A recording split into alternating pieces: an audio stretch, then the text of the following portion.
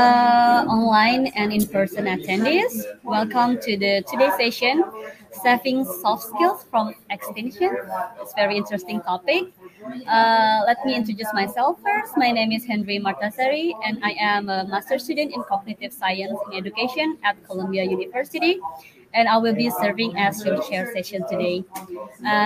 Today you'll be hearing a presentation from Eva Hamburger and Jennifer Silveres from Cisco System USA. We will have around 30 to 40 minutes for all presentations, and then we will have a Q&A session afterwards. For online attendees, feel free to write down your question in the chat box, and without further ado, the floor is yours. Hello, everyone. We'll go ahead and do a quick introduction as well. So I'm Jennifer Silverest, and I am a learning architect as well as a leader of a team of learning architects and learning consultants, and from Cisco, working globally to support Cisco.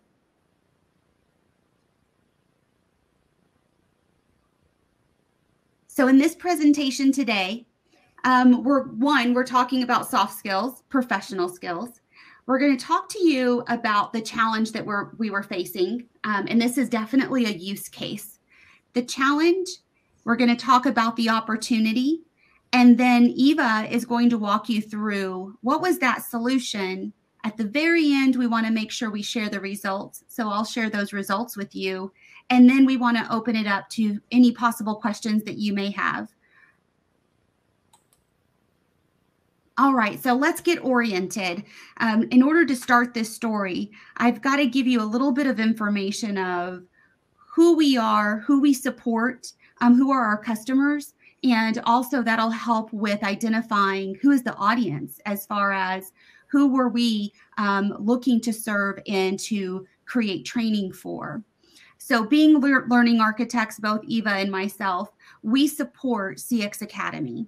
CX Academy is within Cisco, and it is a primary function of enabling emerging talent. Emerging talent. These are our candidates coming in from university into Cisco.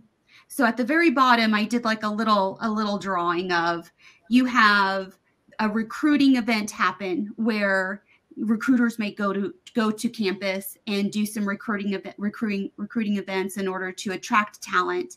And then there's a decision made with those potential candidates on choosing Cisco as, yes, this is where I want to go as soon as I graduate. And then around August, usually at the very beginning of August, they've left university, possibly have had some summer time off, and then they start day one with Cisco in August. The Academy is a way in which we bring in that new talent fresh out of university into a corporate environment, and they stay within the Academy for a program of possibly 3 months, 6 months, or even 12 months. The Academy has various programs. One of the largest ones is enabling technical engineers. So engineers that come from all over the U.S. There's also engineers in Mexico City. In Europe, they're in Krakow, Poland, as well as Lisbon, Portugal. And then we also have a very large population in Bangalore, India. So bringing in that engineer talent, and they go through a cohort-styled program where they get role enablement and they get support through the Academy with program managers that are helping them with the knowledge they need to gain and the experiences they need to have. And then the main goal is for them to graduate and join their manager and team and be able to fully be role ready and start functioning within that role when they join their team. So we're talking about this program landing in that green space. If you see where it has the program spanning from 3 to 6 to 12 months, this program fits within that Academy space.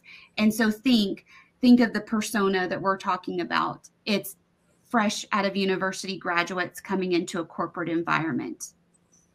Next. So what is the challenge that we were facing? we had a large challenge. For one, if you can imagine, there are many learner personas. And how do you speak and appeal to each one of those? So we have the scholar persona. These are those who they learn to excel and improve. They are constantly looking for those opportunities where they're able to excel and they're able to improve their skill set. There's the striver persona. They learn because they really want to advance in their career. They want to continue to either climb in a vertical way, or possibly they want to gain additional knowledge in a more lateral way in order to advance in the career that they're planning for themselves. Then there's the pragmatist persona, and that's they want to learn when it's relevant to their role. If it has to do with what I'm doing day to day, I need to make sure I learn it, and that is my motivation.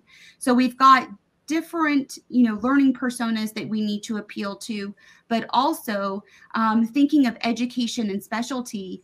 It's our main focus is recent STEM university graduates. So it's graduates coming in with computer science degrees, coming into Cisco. So we get a little bit of knowledge of what their education is and where they possibly have spent some of their focus.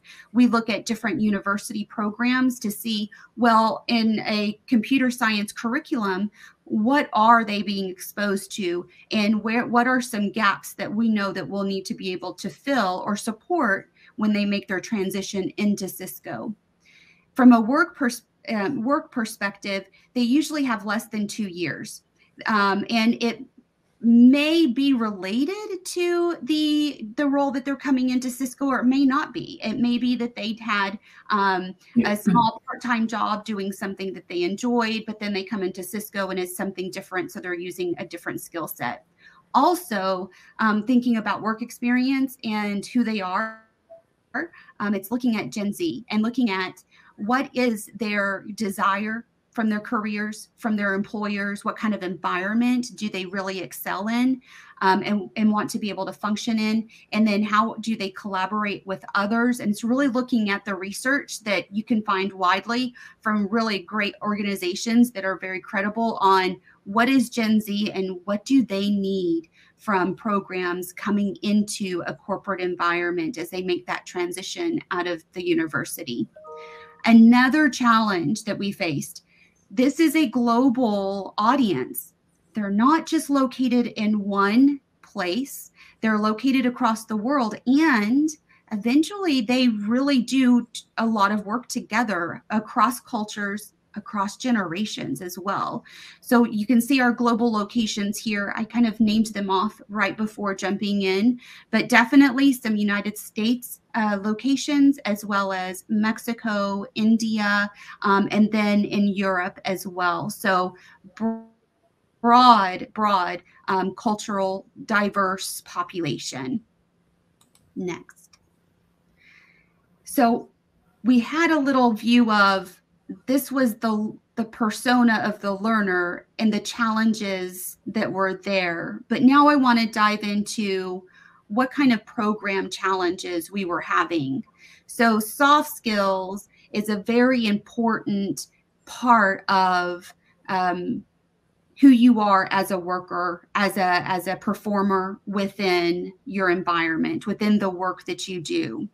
So thinking about soft skills, we went through this program already existing for many years within the academy.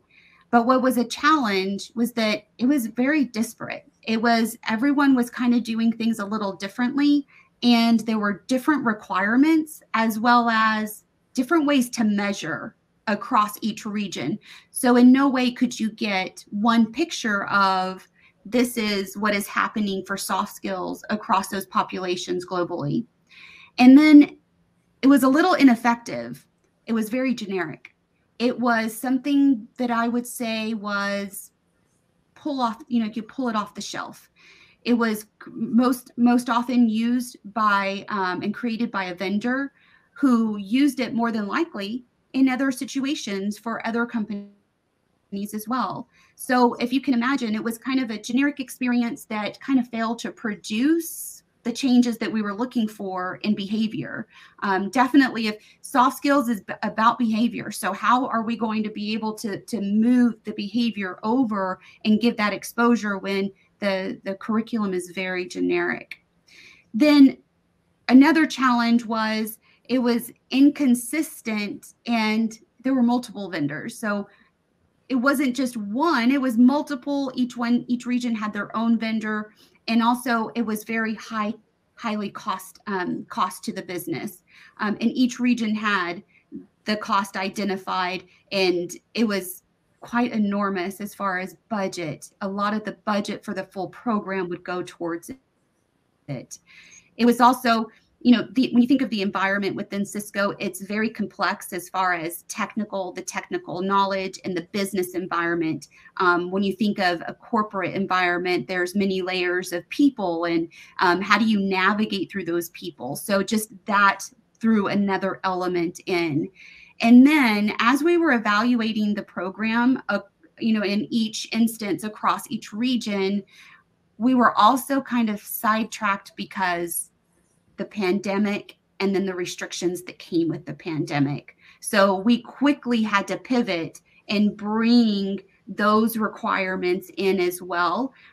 Previously, this program was a program that was conducted in person. So there were travel costs in order to get everyone in the same location, or to bring the facilitator in order to facilitate the training. So with that type of cost, and experience, what are we going to do now with pandemic restrictions? So many challenges that we were faced with when we thought of how can we save this program but still make it very effective. So what was our opportunity? You always think of two sides of the coin. You've got your challenges. What are they? Let's acknowledge them and make sure we understand them, document them, identify any possible risks, anything that needs to be mitigated. But you acknowledge every challenge you have, and then you look at, well, how can I turn this around and turn it into an opportunity? Because we felt we very much had an opportunity. We knew that those challenges existed, and we wanted to take them on head on. So what we proposed was core content. There would be 80% of core content that would be Cisco specific and required, but then we wanted to make sure that the business had a voice. So they were able to put in their request, and it measured about 20%. So we had Cisco specific as well as what the business really wanted for this program. It was experiential. So we've got to make sure that they get a good experience, that they're able to do things, have activities, be engaged. We looked at not only what are they going to be educated on, what would they be exposed to, what would that experience be, and then we added a fourth E, the environment. What was the environment going to be like, and how could we enhance that environment? We knew that this curriculum was going to stay at a very foundational level. The audience was for our customer CX Academy, and we wanted to make sure that we understood their population, who the learners were, and that we built a curriculum that would bridge them from being university graduates into Cisco, the corporate environment. Next, we wanted to make sure that this was not generic. If we have an opportunity, we don't want to go back to that generic type of vendor created experience. Instead, let's take this opportunity to make it Cisco and customer centric. Make it very centric to the internal customer, which is the new graduates' peers, their teams, their leader, their mentor, as well as having opportunities to also give them exposure to external customers, the customers that they would be encountering whenever they would support a case or the customers calling in because something is wrong, their network is down.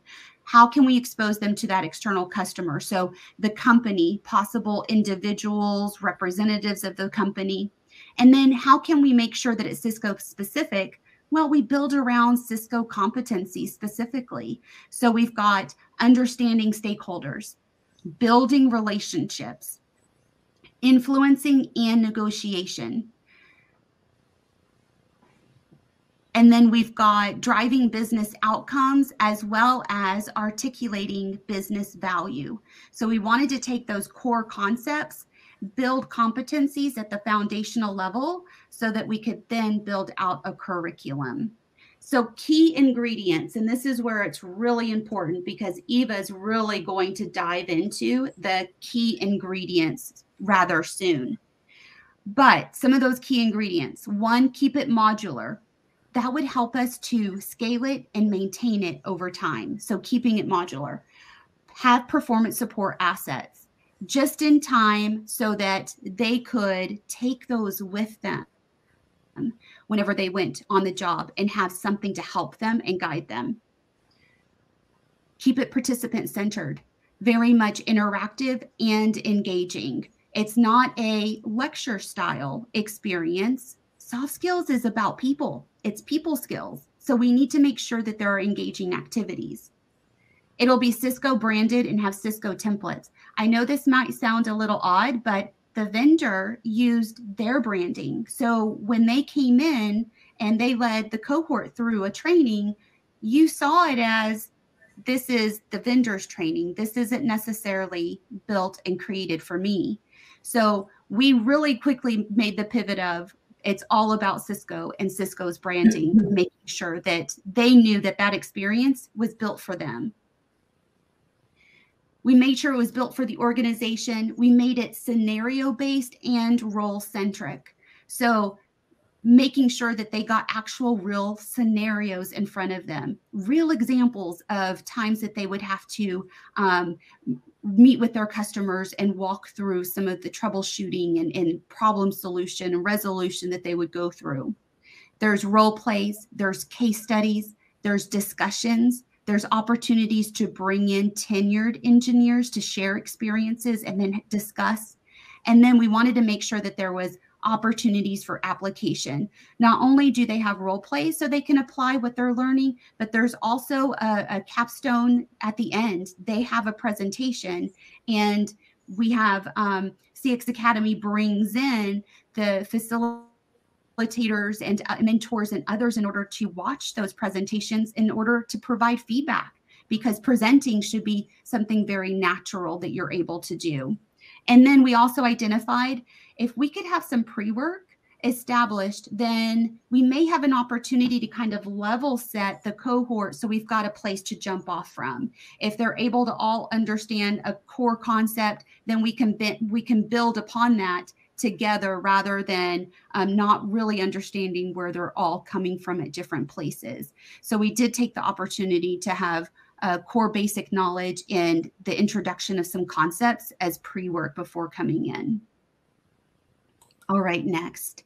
So with all of this, understanding the challenge, also really understanding we've got an opportunity here, and this is what we want to do for the opportunity. We quickly formed our goal. We wanted a comprehensive interpersonal and professional skills training for STEM university graduates entering Cisco's Customer Experience Academy. Interpersonal being very much a word to focus on there. And then for vision, we wanted to make sure it was globally standard. You remember one of the challenges was it was a little bit disparate. It was different across each region. Well, if we could globally standardize it, one, we could have actual competencies that we could pull against. And then we could also be able to look at other metrics across because everyone's using the same curriculum. Also, a framework aligned to the organizational strategy, making sure that we were aligned to the business, and that 20% where the business had influence, we wanted to make sure that this was very realistic and it resonated as well as transferred very well. Modular design to support business requirements and varying regional nuances. Each region, different cultures, things are a little different. We wanted to make sure that we could accommodate for those nuances. We had customized role-based scenarios. So this program initially was built for engineers. We wanted to make sure that the scenarios, the role plays, it was about being an engineer and what they would do in that situation. And being faced with the challenge of pandemic restrictions, we turned it to 100% virtual versus being in person. So now I'm going to transition over because Eva is going to lead us through the solution. Thank you, Jennifer. My name is Eva Hamburger. I am a learning architect at Cisco. I've been with Cisco for over 7 years, and I live in Raleigh, North Carolina, and I'm very happy to share the solution of this program to the global audience that is able to watch this. So what I'm going to do is first start with what was the process that we followed in order to design, develop, and implement the pilot of this program. So we were taking a program that was started out to be a very generic vendor program and customized it so that it really does address Cisco's strategies and the role requirements. We started with an instructional design map. It listed the overall project objectives and the prerequisites. It was very helpful. When we worked with the subject matter experts and the key stakeholders, they could really see what we wanted to accomplish, and they could provide the detailed activities and scenarios that support the skill building and competencies that were required for the roles that we were supporting. And in that instructional design map, for each day, there was a section on what was needed to be covered and how the learner was going to accomplish that. So this was an effective way to continue to collaborate with them throughout the process. And throughout the process, we also engaged in a lot of collaboration, which we had collaboration tools such as Cisco's WebEx TeamSpace. So we could just immediately submit a question and get a response. We didn't need to schedule a lot of formal meetings once we got the cadence going. And when we were ready to implement, we also worked very closely with the training coordinator, who was very critical. You know, she made sure the participants had what they needed on the day they needed it. She made sure that the participants were on track.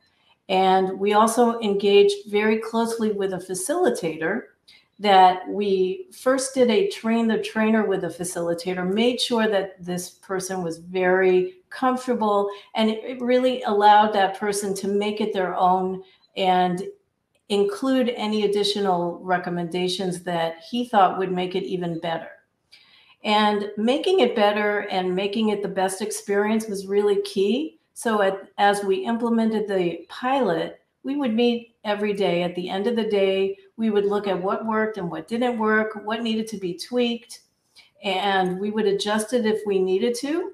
And then at the very end, we were able to gather the necessary data that the stakeholders needed in order to evaluate the success of it and make that decision to scale this program out and allow other people to participate even on a larger basis with even more roles.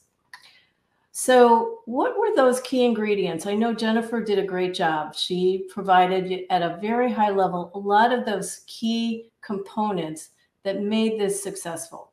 So I'm going to walk through these 5 specific ingredients that went into making this program a success. And that way, I hope you can learn from our experience and the lessons we learned and the experience that we had in delivering this program.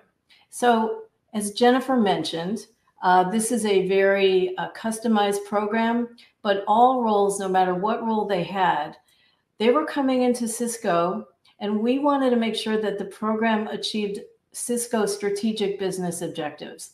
So that's business growth, customer focus, working in an agile way because we're an agile corporation, and always exhibiting corporate social responsibility. So how did we accomplish that? Well, we first made sure that we designed this in a very modular way. So as you look at the slide here, you can see an example of some of the key roles that were involved and participated in the program. On the left, you see more of the technical roles. As Jennifer mentioned, those STEM graduates that come in they can be represented by roles such as a technical engineer. A technical engineer basically operates with and interacts with customers in a very transactional way. They need to respond to customer support calls. They need to quickly diagnose the situation while always maintaining professional response and behavior, not to get emotional, knowing how to manage conflict. Those are some examples of those behaviors that they needed to exhibit.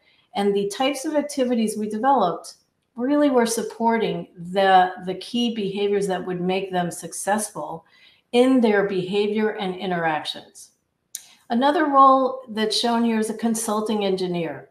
Now, they're also technical, but they interact with an internal account team.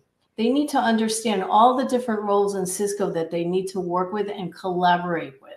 So collaboration is important in this role. They also need to represent Cisco in a very professional way because they're interacting with clients, with customers.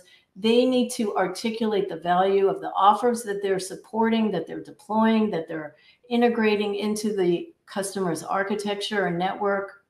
So these are all behaviors that no matter how technically adept they are, they need to exhibit that professional cadence, that professional portfolio, that they are part of Cisco, they're proud of being part of Cisco, and they demonstrate corporate social responsibility as well. Now, the roles on the right represent delivery roles. And I'm sure you can surmise a project manager is someone who needs to keep a project on task. They need to keep resources on track. They need to be adept at managing time. But sometimes they also need to incorporate some of that higher level emotional intelligence. They need to understand, how do I negotiate with a customer if we're not able to deliver what's needed because of extenuating issues? Supply chain issues, for example, is something that all companies have to deal with. And being able to respond to the customer's needs and manage all of the external pressures and effectively negotiate with those customers is really key to their success. Operations managers are another form of a project manager. They also are dealing with managing projects, but they're more strategic. Those customers are larger and the projects are more complex. Those operations managers need to have insight into what is the industry drivers. And again, they also need to interact with those customers and constantly demonstrate emotional intelligence.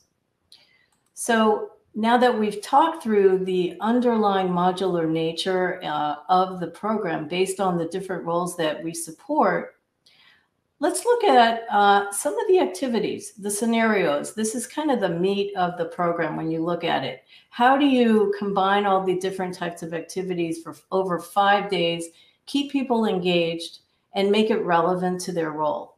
So as Jennifer mentioned earlier, we wanted to make sure that the participants were exposed to people in their role, senior level managers, for example. On that very first day, we would bring in senior level managers, people they may work for or even work with, and allow them to share their own experience. It was very authentic. It set people, made them more comfortable. It allowed them to feel like they were being supported and that they weren't the only ones that were coming in and not feeling like they knew everything, because everyone goes through that. And it was a good opportunity for them to ask questions, learn about challenges, and really hear what the day-to-day work was like from the people on the ground who've been in that role.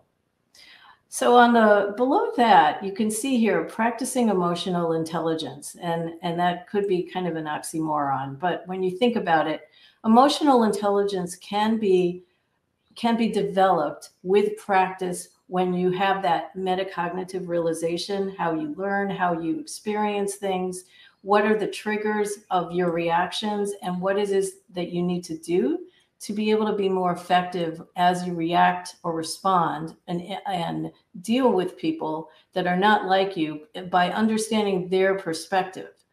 So given the importance of building up that intelligence, we really employed a variety of techniques. For example, we expose them to different types of cultures to boost cultural intelligence through different videos before they would rehearse and experience the situation themselves in, for example, a role play. And that also can involve introducing disorienting dilemmas, changing or challenging what are their preconceived approaches. And that could be the first step in a transformational learning journey.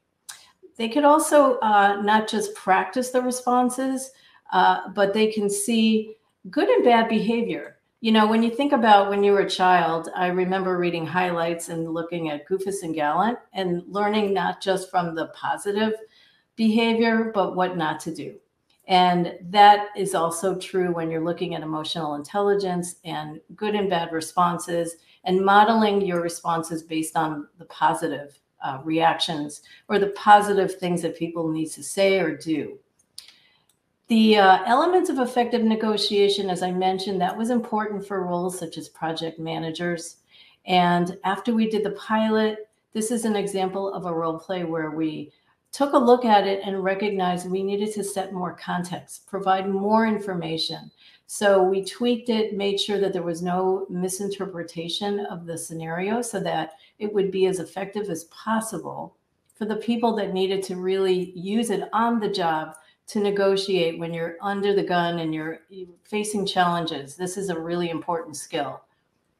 And also that this is an example of when the facilitator even provided feedback. And the facilitator actually brought up that he felt that they needed more context in the way that we presented the role play for negotiation. And that's a really important lesson is you constantly, when you roll it out, you do the pilot, you have to incorporate all the different feedback you can get and make it as effective as possible based on multiple points of view. And the facilitator even introduced in the activity for difficult conversations, you know, the idea of laying out some principles and asking participants to reflect on things like what makes a conversation difficult? Why do people avoid it? What is the patterns that people follow if they're going to be following the idea of avoidance and aggression, understanding what that's all about, what drives it. And these are all understanding motivators for the people that you're dealing with can also build in that empathy. So obviously over 5 days, you're not going to transition from, a novice to an expert. You're not going to build in all the behaviors you need to do. This is a constant learning experience. We want people to have the tools that they need so that when they leave the workshop, they have what they need at their need. Learning, using these tools to support their behavior and performance as they need it.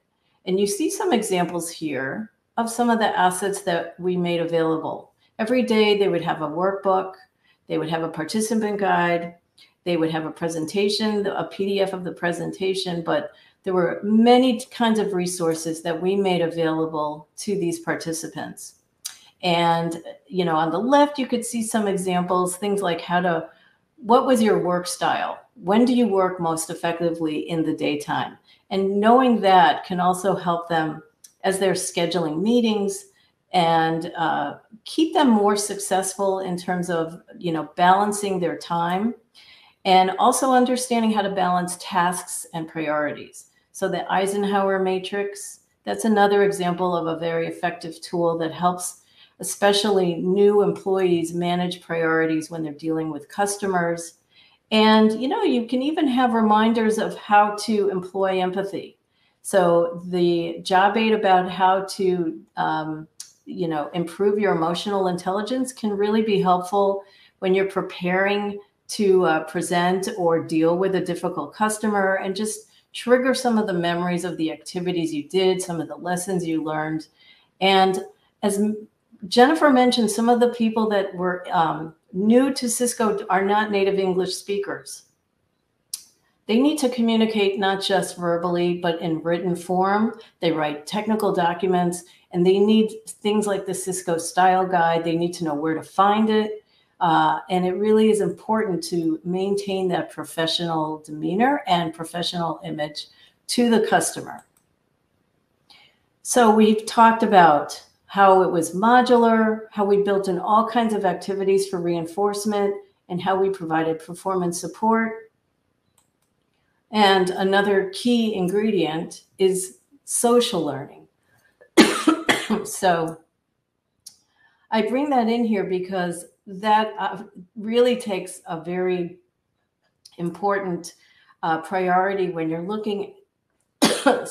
Sorry, excuse me, I'm just going to drink a little water. So when you're trying to reflect on what you're doing and you're discussing it with someone or you're sharing it with your team, it really helps to reinforce the learning that you're starting to do.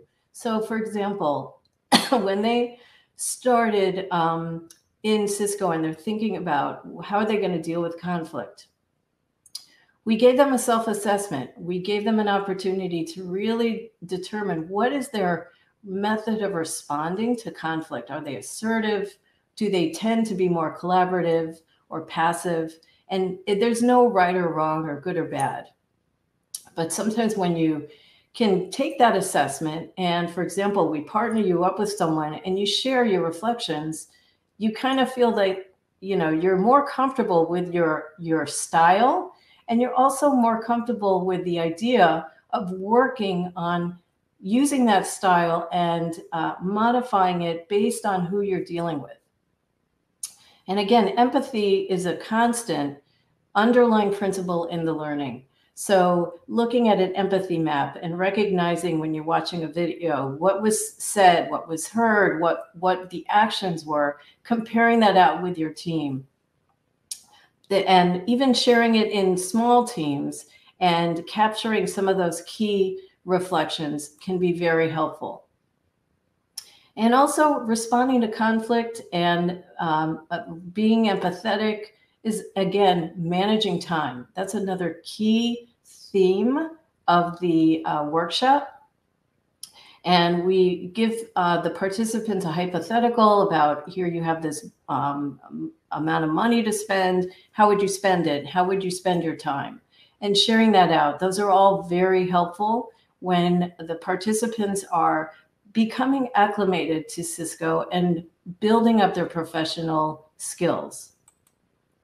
And finally, all of this comes together when you look at getting feedback, not just from each other, not just from your team, not just from the facilitator, but from your managers. So while they've worked on some of the exercises and got feedback from each other, for example, a written exercise, they work together as a team on a final project.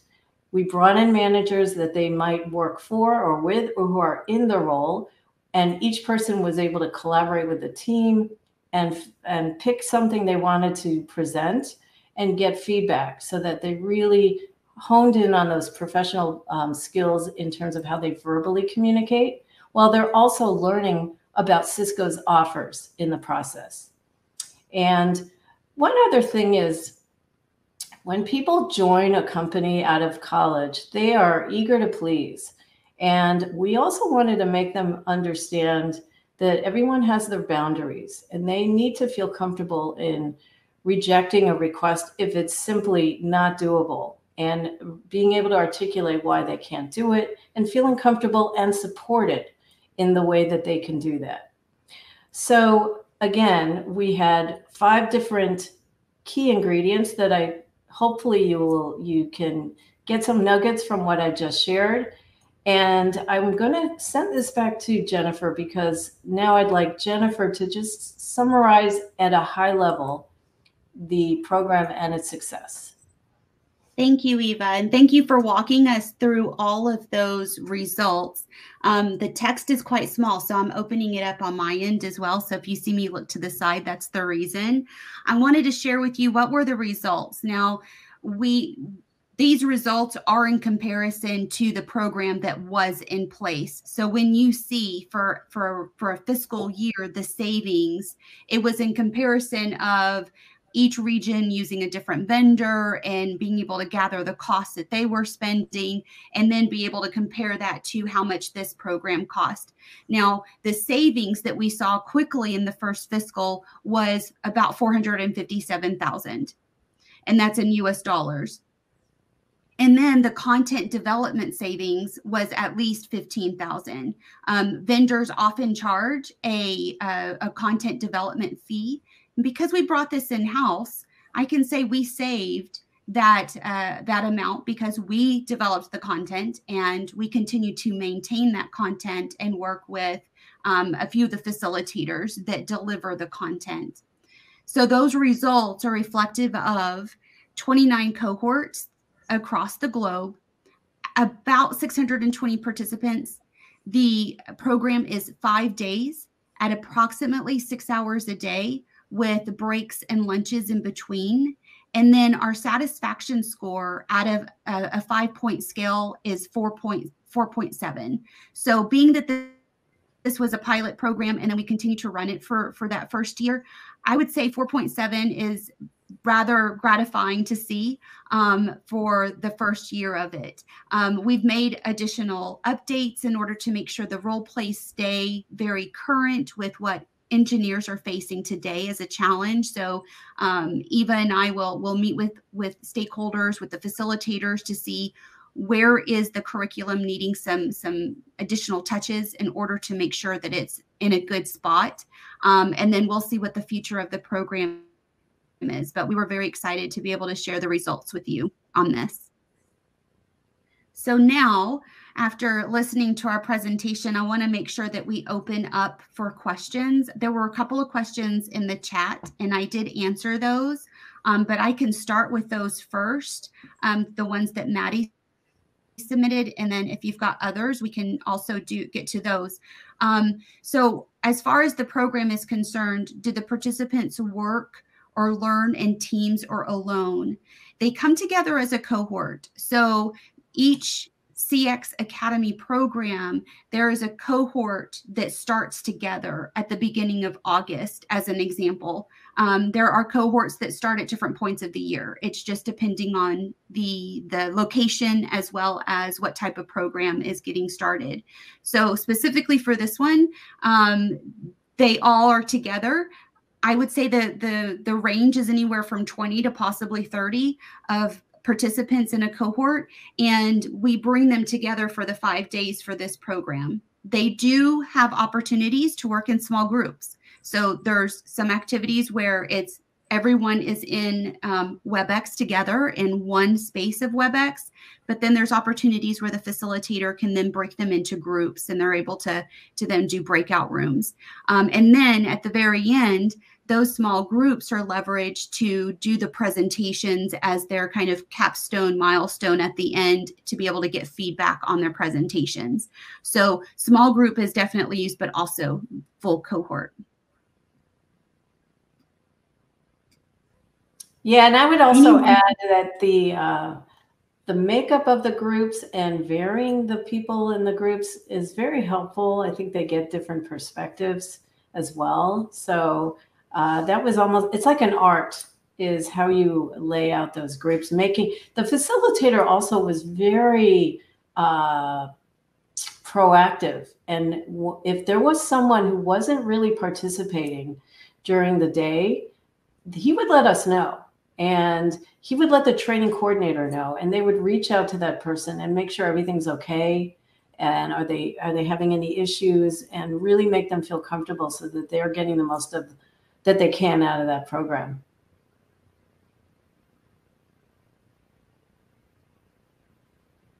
Any other additional questions?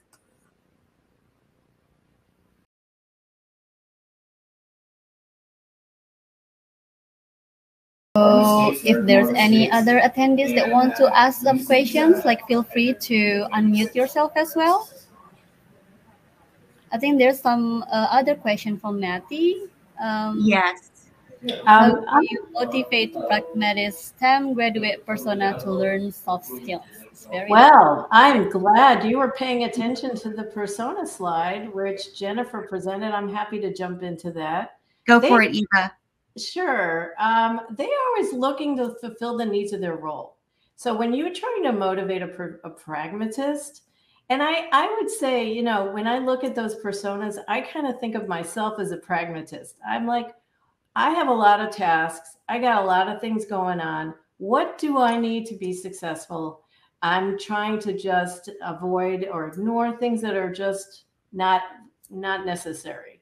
And I think when you're trying to motivate a pragmatist, that's another way to when you're presenting information and you're qualifying that this is important, you know, and I'm not just saying you don't have to directly say this is important for your role. You can almost like pose a question like, here's a scenario, and this is a scenario you're going to experience. How would you respond? All of a sudden, it becomes a lot more resonant. It resonates with somebody, and they think, oh, I better pay attention because I'm going to need this to do my job. So it's almost like you're presenting these scenarios in an effective way and putting them in that position. And they recognize that if they want to perform and succeed, they're going to need to know how to do this right. So that's just an example. Yeah. And I would say for this program, we spent many hours with SMEs, tenured engineers, in order to make sure that the scenarios were realistic, that they were actual scenarios with all the details that an engineer would encounter. And we also brought in tenured engineers to share experiences. So it gave some validity of, yes, this is what you are going to experience in your role. And let me give you an example of how I responded to this scenario or this case study. So pulling in that relevance and making sure that there's credibility behind it is very important for a pragmatist, because if there's no credibility or there's not the detail, there's a scenario, but it sounds really bland. You've got to do your work and your due diligence to make sure that it really feels like this is real life. And now this is the type of skills I need in order to support that type of work, because it's not all technical. It's not all hard skill. So I think that also really helped with the program to make it successful, is all the work that was spent with SMEs. And you're very much right, Maddie. Hard facts work. Definitely with pragmatists. Mm-hmm. Oh, thank you for the question. It's very interesting question. Also, very interesting presentation as well. Is there any other question? Perhaps we can wait for like 1 or 2 minutes. Feel free to jump up to unmute yourself as well.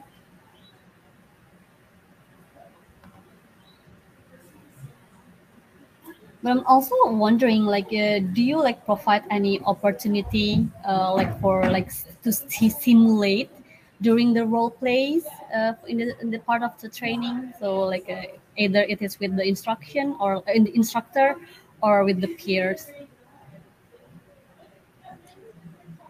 I'm sorry. Could you just restate that first part of the question? Sorry, yeah, I was just wondering, do you provide like any opportunity to simulate like live simulation in the role plays, either it's with peers or with instructor? Yeah, client simulation is key, and that client simulation needed to reflect whatever that role does. For example, if it's a technical engineer and they're responding to a network down, we really walk through with subject matter experts about the kinds of things that the customer may say to make it realistic, and also involve their technical skills so that they can. So it's a real scenario, a real example, and reflects a common kind of call that somebody can get. It's not necessarily industry centric, as opposed to maybe a consulting engineer who supports an account and a project. Their scenario is definitely going to be a little different because it's for an engagement. It's a long-term project, and the challenges that they're going to get has to reflect that. And we definitely did simulate some of the kinds of challenges they're getting in the role play. And we tried to lay it out so there was some detail, but not very, like it wasn't like we're giving them a script. we have to give them that scenario and let them respond and kind of go and see how, go from there.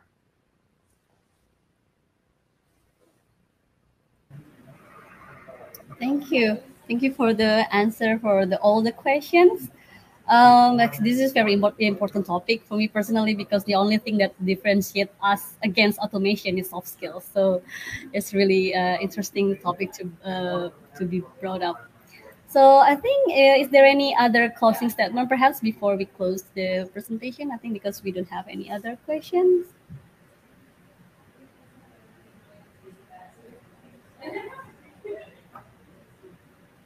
No, no other closing statements from you, Jennifer or Eva. Thank you everyone for attending. I'm very happy that we were able to share a use case and share our story with you, and welcome any questions afterwards. We've uploaded the slide deck to the Learning Ideas conference site so that you could see the slides, and just thank you. Eva? Yep, same here, ditto. Thank you very much for the opportunity to share and participate in this conference. Wish I could be at Columbia University in person. Oh yeah, it would be lovely to have you here in person.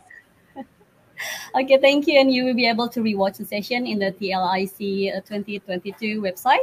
And thank you for all the presenter. It was a pleasure to have you with us. And thank you for all attendees as well. We have learned and enjoyed the presentation. So see you. Thank you. Thanks everyone.